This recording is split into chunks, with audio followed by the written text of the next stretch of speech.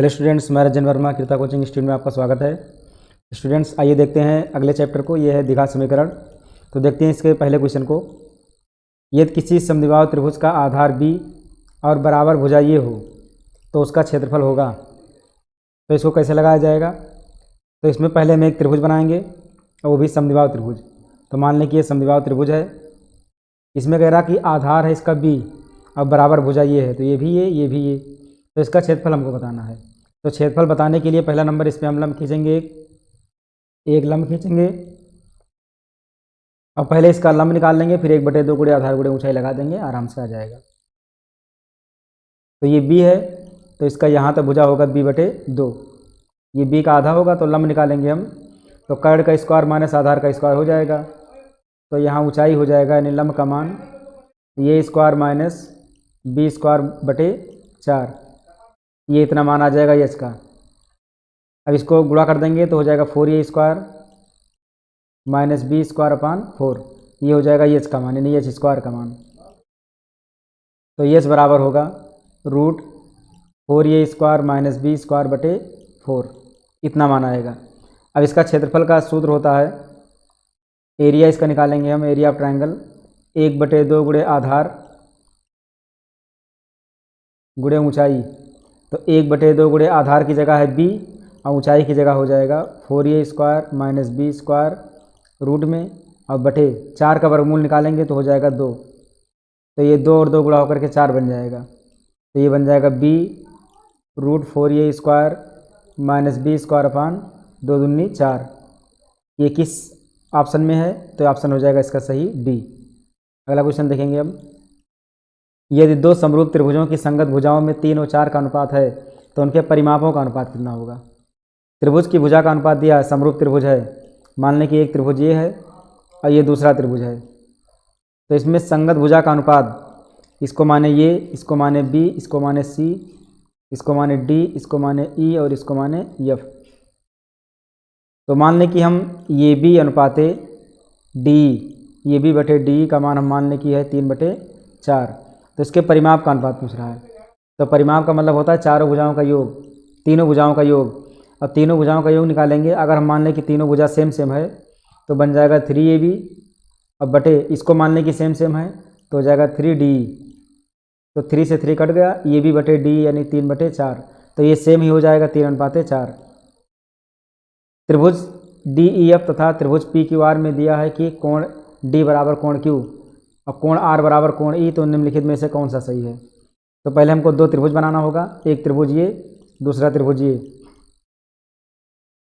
इसमें कोण D बराबर कोण Q दिया है, तो एक को मानेंगे DEF, इसको मान लें DEF और इसको मान लें PQR, ये PQR हो गया। तो कह रहा है D के बराबर Q है, तो D के बराबर हो जाएगा Q, ये Q यहाँ पर है तो इसको हमें ऊपर करना होगा, इसको हमें Q को यहाँ लाना होगा। तो या तो यही मान लें, हम इसको Q मान लें, इस D के बराबर है Q और R के बराबर है E, तो ये R के बराबर हो जाएगा ये E। तो बचा ये वाला कोण यानी F के बराबर हो जाएगा P, तो F के बराबर P यानी ये ऑप्शन सही हो जाएगा। त्रिभुज ये BC तथा त्रिभुज DEF में ये B बटे DE बराबर BC/DF, ये दोनों त्रिभुज समरूप होंगे यदि क्या कंडीशन होगा? तो ये समरूप होंगे। तो पहले दो त्रिभुज बनाएंगे तब ये क्लियर होगा कि क्या होगा इसमें। तो दो त्रिभुज हैं, इसको माने ये BC, दूसरा बनाएंगे DE और F।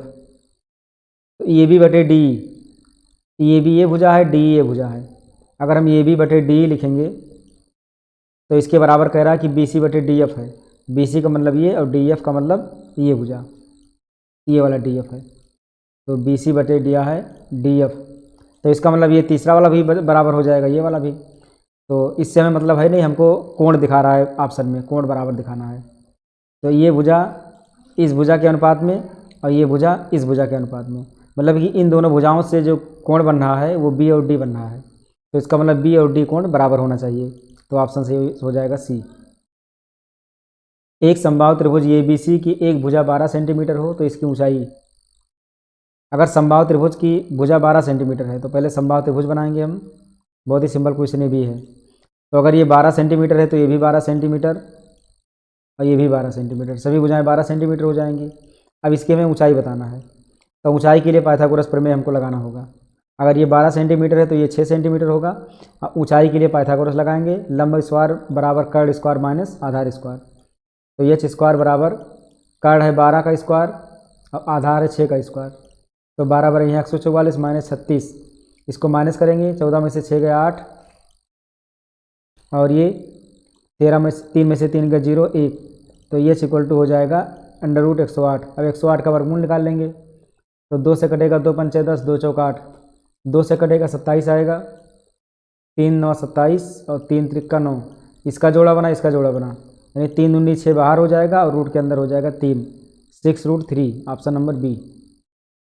चित्र में बी सी समांतर डी और ए डी अनुपात ए बी बराबर है ए ई अनुपात एक्स। तो एक्स का मान क्या होगा? कह रहा बी सी डी ई समांतर हैं, ये बी सी और ये डी दोनों समांतर हैं आपस में। और ये डी अनुपात ए बी, तो ये डी ये वाला भुजा है और ये बी ये पूरा भुजा है। ये दोनों कह रहा कि अनुपात में किसके बराबर है? ये ई और एक्स के। तो ये वाला हो जाएगा, तो एक्स क्या बनेगा? एक्स ये बनेगा पूरा, यानी ये सी। ऑप्शन सही हो जाएगा सी। दो समरूप त्रिभुजों की भुजाएं 3 और 5 के अनुपात में हैं। इन त्रिभुजों के क्षेत्रफलों का अनुपात। तो क्षेत्रफलों का अनुपात बराबर होता है दो त्रिभुजों के क्षेत्रफलों का अनुपात, ये बराबर होता है भुजाओं के अनुपात के वर्ग के बराबर। भुजाओं के अनुपात के वर्ग के बराबर होता है। तो भुजा का अनुपात दिया 3:5 का स्क्वायर कर देंगे, 3 त्रिक्का 9/25 यानी 9:25। सी ऑप्शन सही हो जाएगा। त्रिभुज ए बी सी में डी समांतर बी सी एवं ए डी बटे डी बी बराबर 3/5, ए सी बराबर 5.6। तो ए ई का मान, तो त्रिभुज बनाएंगे उसमें मान दिखा देंगे। ये त्रिभुज है, इसमें एक समांतर भुजा भी रहेगा। इसमें कह रहा कि डी समांतर बी सी, तो इसको हम लिखेंगे बी सी और इसको लिखेंगे डी और यहाँ लिखेंगे ये बी सी त्रिभुज हो गया और बी सी के समांतर हो गया डी। कह रहा ए डी बटे डी बी, तो ये डी भुजा हमारा ये वाला है और डी बी भुजा हमारा ये वाला है। ये बराबर दिया 3/5, तो ये 3 हो जाएगा और ये हो जाएगा 5। ए सी बराबर 5.6, ए सी का मान दिया 5.6। ए सी का मतलब ये पूरा भुजा 5.6 सेंटीमीटर ये दिया हुआ है। तो हमको ये ही का मान बताना है, हमको ये इतना मान बताना है। तो ये बटे में दिया हुआ है तो इसको हम एक्स मान के लिखेंगे या फिर डायरेक्ट लिख देंगे, कोई दिक्कत नहीं। तो ये 5.6 सेंटीमीटर लिखा है पूरे का, ए सी का मान लिखा है। तो इसका मतलब कि ए ई प्लस ई सी बराबर ए सी होगा। इसका मतलब होगा ए ई प्लस ई सी बराबर होगा 5.6 सेंटीमीटर। तो इसमें एक्स मान के लिखेंगे। ए ई 3 लिखा है तो 3x लिखेंगे और ई सी लिखा है 5, तो इसको लिखेंगे 5x बराबर 5.6। तो 5 3 8x बराबर 5.6 काटेंगे तो 8 7 56 यानी 0.7। एक्स का मान 0.7 आया। अभी एक्स के मान के दोनों को रख देंगे तो मिलेगा हमको यही बराबर, यही हमने माना था 3x, तो 3 गुणे एक्स का मान है 0.7, तो 3 से 21.1 अंक पर 2.1 सेंटीमीटर आ गया यही का मान। Option number D. त्रिभुज ए बी सी में डी समांतर बी सी और ए डी बटे डी बी बराबर 3/5, ए ई बराबर 1.8, तो ए सी का मान ये भी उसी तरह से लगेगा। इसमें भी पहले त्रिभुज बनाएंगे उसके बाद क्लियर होगा। एक त्रिभुज बनाएंगे, एक समांतर भुजा दिखाएंगे इसमें, और इसमें डी ये बी सी दिखा देंगे इसको, और ये हो जाएगा डी और यहाँ हो जाएगा ये दोनों भुजा समांतर है बी सी डी। ये डी बटे डी बी, तो ये डी ये वाला है, डी बी ये वाला है, बराबर 3/5, तो ये 3x इसको मान लेंगे, इसको मान लेंगे 5x डी बी।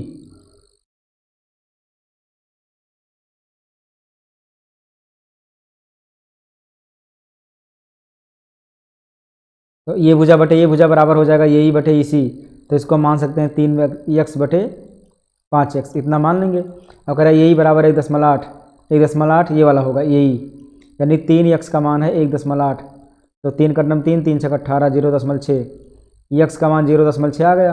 हमको ये सी बताना है, मतलब कि पूरा, तो ये सी यानी 5 और 3 8x, ये सी बराबर हो जाएगा 8x, तो 8 गुणे x का मान है 0.6, तो 8 से 48 4.8 सेंटीमीटर। ऑप्शन हो जाएगा सी सही। किसी त्रिभुज में दो कोणों का योग तीसरे कोण के बराबर है, यदि दो कोणों का अंतर 30 है तब त्रिभुज के कोण हैं।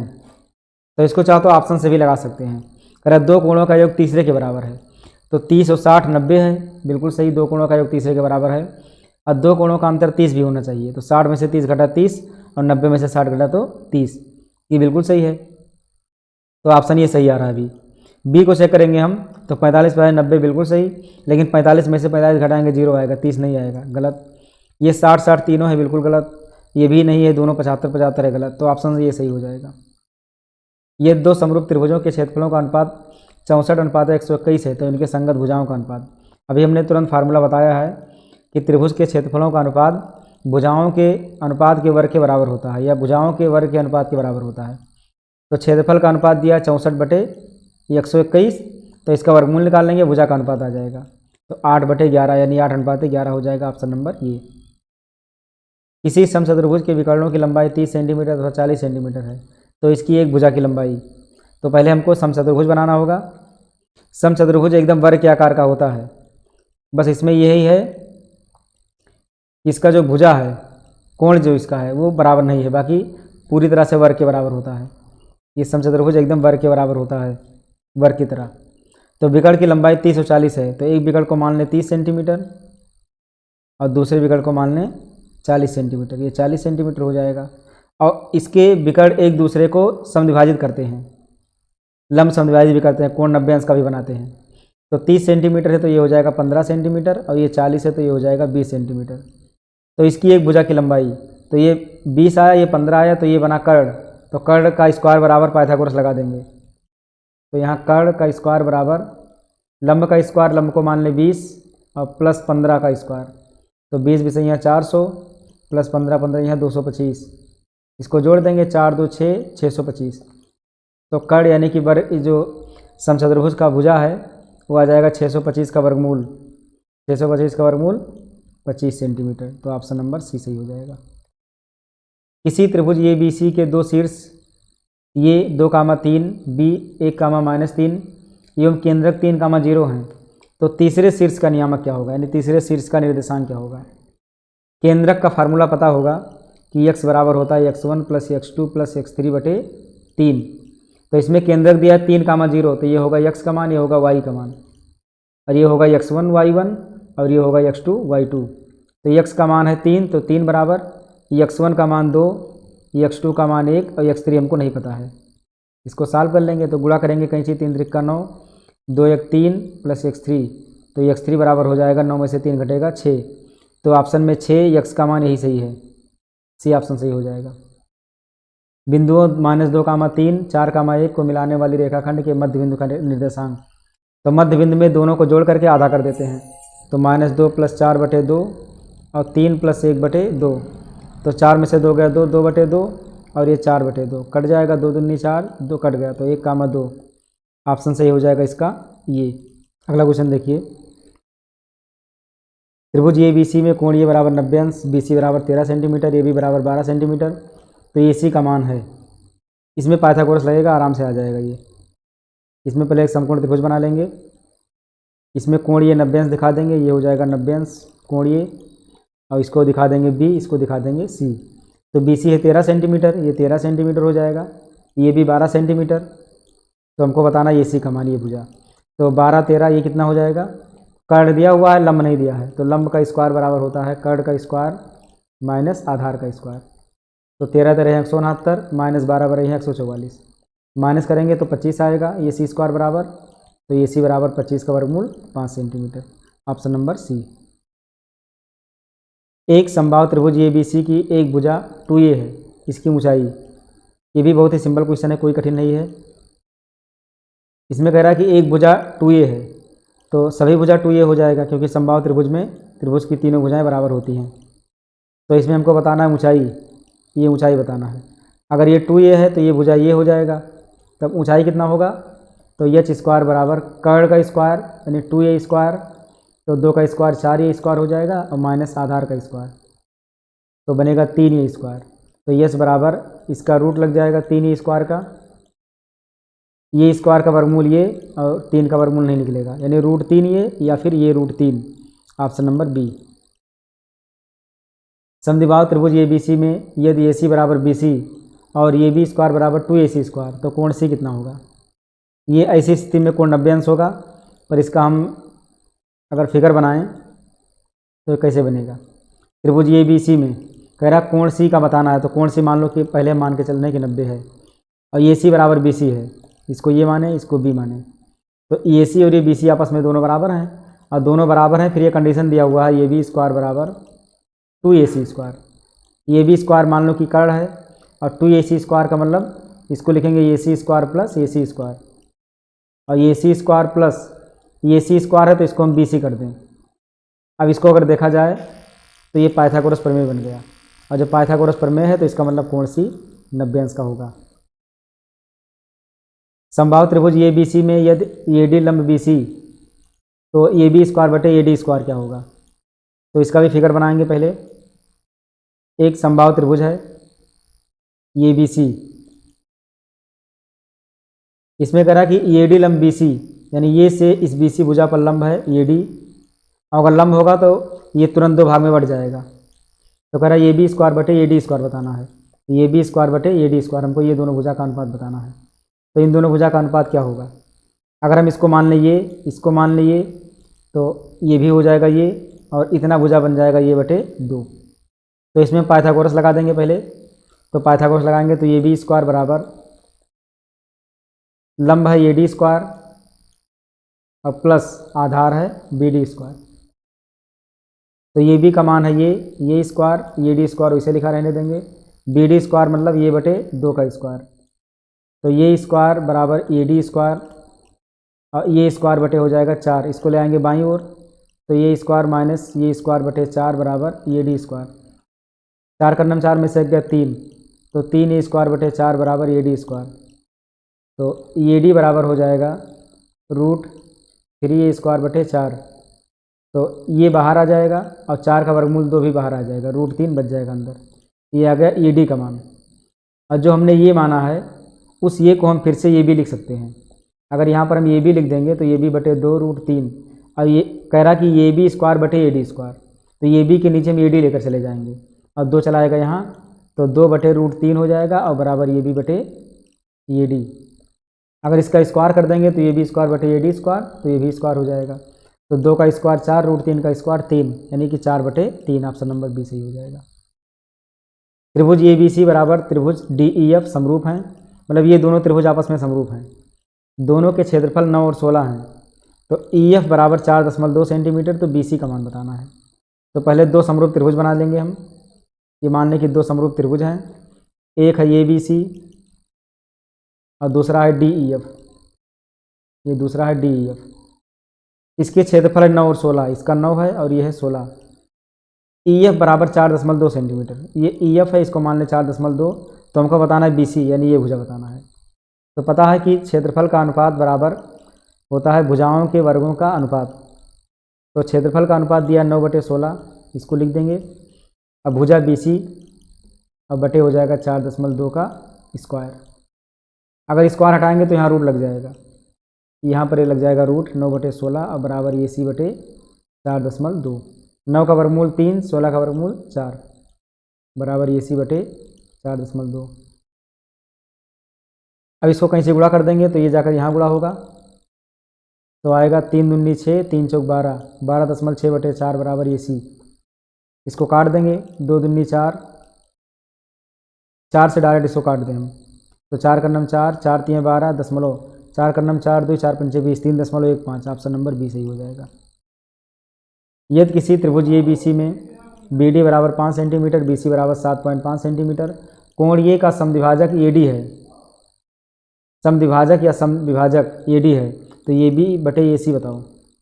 तो इसमें भी पहले हम त्रिभुज बनाएंगे, एक त्रिभुज बना देंगे और इस त्रिभुज का नाम होगा ए बी सी। इसमें बी डी 5 सेंटीमीटर दिया है, तो हमको डी भी इसमें बनाना होगा। अब बी सी दिया 7.5, इसमें बी सी दे देंगे 7.5, और कोण ए का समद्विभाजक ए डी है, इस कोण ए का समद्विभाजक है ए डी, ये मान लो यहाँ पर है डी, इसका समद्विभाजक है, तो ये 2 बराबर भाग में बट रहा है। अब बी डी है 5 सेंटीमीटर, ये है 5 सेंटीमीटर, तो इधर वाला कितना हो जाएगा 2.5, क्योंकि टोटल है 7.5 सेंटीमीटर। तो ये बी बटे ए सी बताना हमको, मतलब ये भुजा बटे ये भुजा हमको बताना है। तो भुजाओं का अनुपात लगा देंगे, तो इन दोनों त्रिभुजों को समरूप दिखा देंगे, तो ये हो जाएगा 5/2.5, 5/2.5 हो जाएगा। तो 2.5 का नम 2.5, 2.5 दूना 5, यानी 2 आ जाएगा। इसका मान होगा 2। किसी त्रिभुज के तीनों लंब ऊंचाइयों के मिलान बिंदु को कहा जाता है। तो लंब के मिलान बिंदु को, जैसे कोई त्रिभुज है ये, इसका लंबार्धक, इसका लंबार्धक, इसका लंबार्धक, ये मिला जा करके, तो इसको लंब केंद्र कहा जाता है। दिए गए चित्र में डी समांतर बी सी, इसमें ये डी बराबर 2 सेंटीमीटर, ये 2 सेंटीमीटर है, डी बी बराबर 3 सेंटीमीटर, ये 3 सेंटीमीटर है, ये ही बराबर 1.6 सेंटीमीटर, ये 1.6 सेंटीमीटर है। तब इसी का मान, हमको इसका मान बताना है। तो भुजा का अनुपात बराबर कर देंगे, तो 2/3 बराबर 1.6/EC। अब 2 का नम 2, 2 8 16, ये 0.8 हो गया, कहीं से गुणा कर देंगे, तो EC बराबर हो जाएगा 8 3 24, यानी 2.4 सेंटीमीटर। Option number B. दिए गए चित्र में बिंदु P, ये वाला बिंदु P है, रेखा AB को आंतरिक रूप से किस अनुपात में बांटती है? इस AB को किस अनुपात में बांटता है? तो अगर इधर देखेंगे तो 1 2 3 खंड इधर है, इस तरफ देखेंगे तो 1 2 3 4 खंड है, यानी कि 3:4 में बांटती है। दिए गए चित्र में PQ समांतर BC, ये PQ और ये BC समांतर हैं। ये P बराबर 2 सेंटीमीटर, ये 2 दिया है, PB बराबर 6 दिया है, ये भुजा, PQ बराबर 3 सेंटीमीटर दिया है, ये भुजा दिया है PQ 3 सेंटीमीटर। तो BC का माप बताना है हमको, BC का मतलब हमको इसका माप बताना है। तो इस वाले माप को कैसे बताएंगे हम?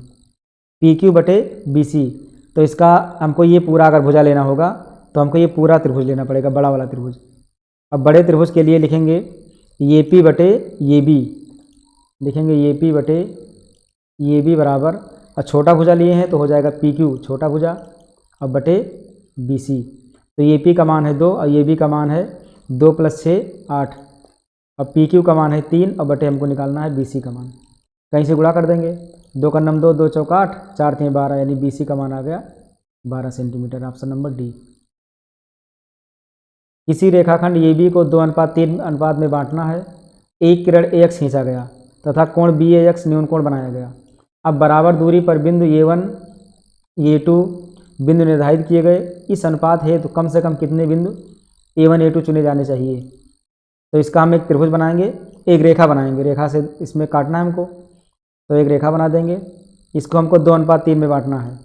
मान लो कि ये भी रेखा है, तो एक किरण हम बनाते हैं, पहले एक किरण खींचते हैं AX, ये रचना वाला है क्वेश्चन, इसको हमें 2:3 में बांटना है। तो इसके लिए हमको इसमें 5 बिंदु बनाना होता है, क्योंकि 2:3 है, तो 1 2 3 4 5, इसको लिखेंगे A1, इसको लिखेंगे A2, इसको A3, इसको A4, इसको A5। तो कम से कम जो A1 A2 है ये कितने बिंदु होंगे? 5 बिंदु, तब जाकर के इसको बांट पाएंगे।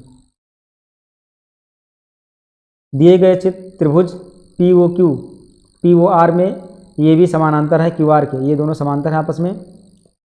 दो समरूप त्रिभुज PAB और PAB, यानी ये त्रिभुज और त्रिभुज POR और त्रिभुज PQR होगा यहाँ, और त्रिभुज PQR, ये बड़ा वाला त्रिभुज, ये बड़ा वाला त्रिभुज के क्षेत्रफलों का अनुपात 1:2 है। क्षेत्रफल का अनुपात दिया हुआ है दोनों का, ये छोटा त्रिभुज और बड़ा वाला। तो कह रहा है कि PQ बटे ये Q कितना होगा? तो PQ ये बड़ा वाला भुजा और ये Q ये वाला भुजा, तो ये हमको निकालना है।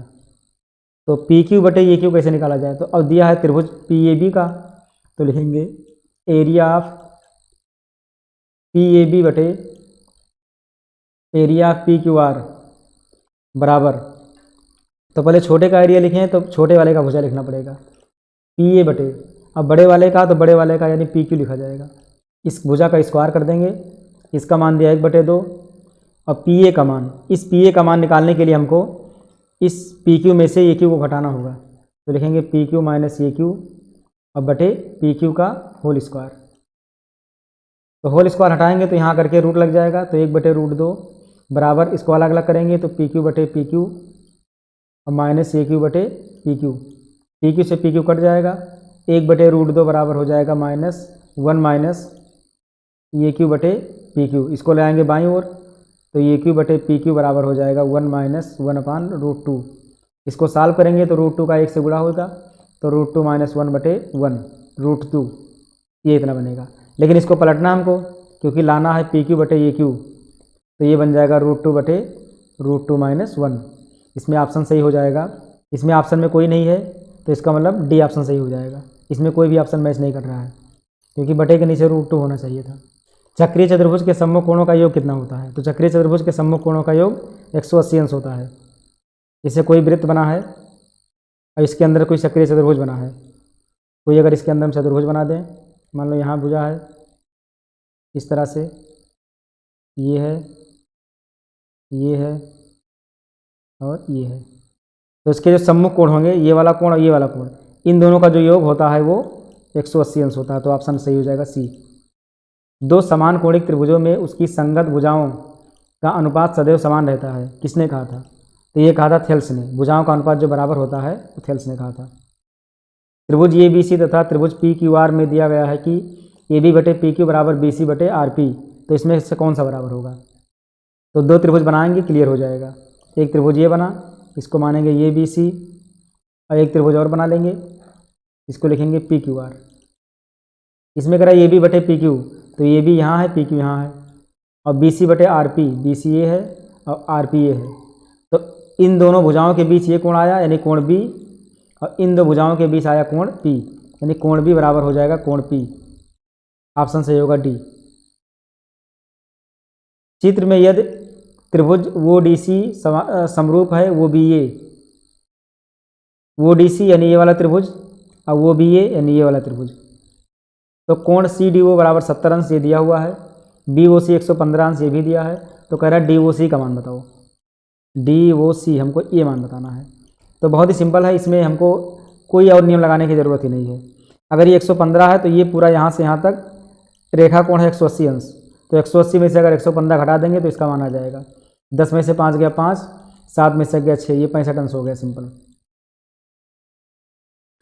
यदि यल समांतर है यम के, तो डी का मान, अगर ये दोनों रेखा समांतर हैं तो डी का मान बताना है। समांतर है तो इसका नियम होता है कि जो अंतः वाले कोण होते हैं अंदर वाले, इन दोनों का योग 180 होता है। तो इन दोनों को जोड़ करके हम कर दें 180 अंश, इसको जोड़ दें, 3D 2D हो जाएगा 5D, और प्लस 50 20 70 बराबर 180, तो 5D बराबर हो जाएगा 180 माइनस 70, घटाने पर आएगा 110 अंश, 5D बराबर, तो 5 से कट गया, 5 दूनी 10, 5 दूनी 10, यानी डी का मान आ गया 22। डी का मान 22 आ गया, तो ऑप्शन सही होगा ये। समचतुर्भुज के विकर्ण 6 सेंटीमीटर और 8 सेंटीमीटर है, इसकी प्रत्येक भुजा की लंबाई। अगर समचतुर्भुज का विकर्ण दिया 6 और 8, तो इसको हम एक समचतुर्भुज बनाएंगे। इसको मान लेंगे 6 सेंटीमीटर और इसको मानेंगे 8 सेंटीमीटर, और इसके विकर्ण एक दूसरे को लंब समविभाजक करते हैं। तो ये 4 हो जाएगा इतना, और ये हो जाएगा इतना 3। तो ये भुजा कितना होगा? जब पाइथागोरस लगाएंगे तो 4 का स्क्वायर और प्लस 3 का स्क्वायर, ये बनेगा 4 चौक 16 प्लस 3 त्रिका 9, यानी 25। और जब कर्ण का स्क्वायर है ये, और जब कर्ण निकालेंगे तो 25 का वर्गमूल 5, इसका रूट करेंगे तो 5 सेंटीमीटर हो जाएगा ये।